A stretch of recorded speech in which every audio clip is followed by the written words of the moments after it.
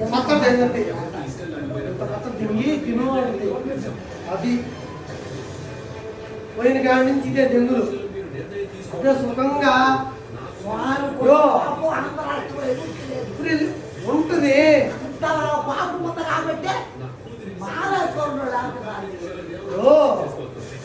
ఎవరా యోగి యోగి అంటే ఏందా యోగి అంటే ఎవరా స్వామి స్వామికి ఏమన్నా చెప్పు మొత్తంగా తింటాడు తాగుతాడు తిరుగుతాడు జపం చేసుకుంటాడు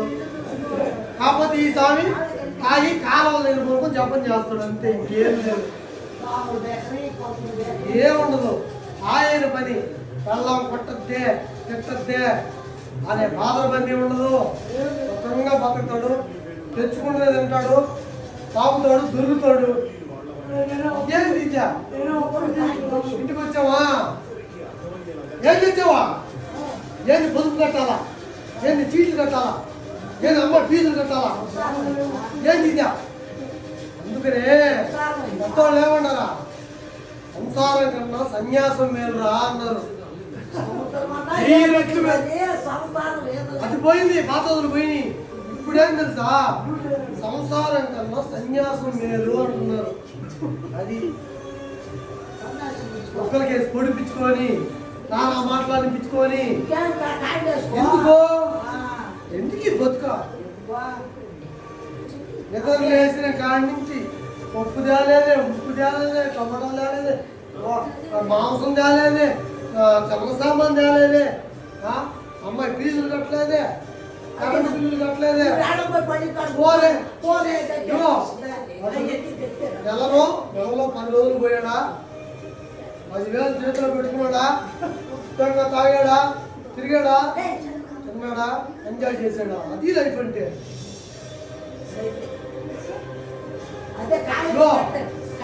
ఆయన్ని నీది ఒకటే లైఫ్ మీ ఇద్దరు సుఖమైన లైఫ్ పోయావా నువ్వు కూడా పోయావా కూర్చున్నావా కమ్మగా కొడుకు కొడలు పెట్టావా తింగి తిన్నావా దేవుడు తెప్పుకున్న బాత్రూమ్ పోయావా ఏరిగానో వచ్చావా అంతా వాళ్ళని నీళ్ళు పోసుకొని శివశివ శివశివ శివయ్య శివయ్య శివయ్య శివయ్య అనుకున్నావా అలా వచ్చామా వెస్టైల్ పని నీది కూడా 4 మాత్రలు మింగావా అడిగిందా అనుకున్నావా నీకేమో సంపాదించాలా వాళ్ళకి ఇవ్వాలా వీళ్ళకి ఇవ్వాలా వాళ్ళకి అందాలా అని లేదు కదా నువ్వేం ముసిల్దానివి మన ఫోన్ ఉంటుంటే నువ్వు ముసిల్దానివి తల్లి 1000 కాలం ఉందని దగ్గర నువ్వు ముసిల్లో కట్టాలి తల్లి నీకు ఎప్పుడు ఈరోజునాలు లేవు చెప్పు ఒకసారి ఈరోజునాలే రాక జంగిపోయావు 10 రోజులు